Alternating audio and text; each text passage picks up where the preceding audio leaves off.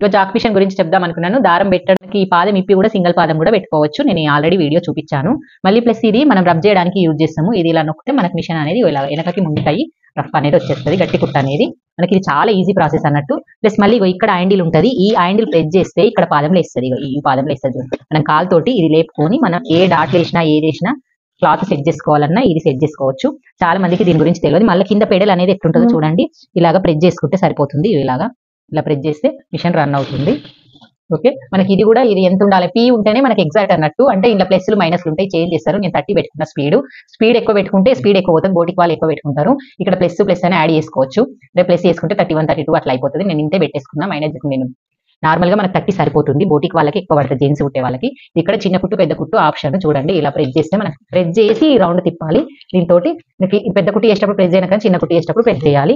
ఇదైతే ఆప్షన్ ఉంటుంది Jack machine లో. మీకు నచ్చినట్టయితే లైక్ చేయండి, షేర్ చేయండి, కామెంట్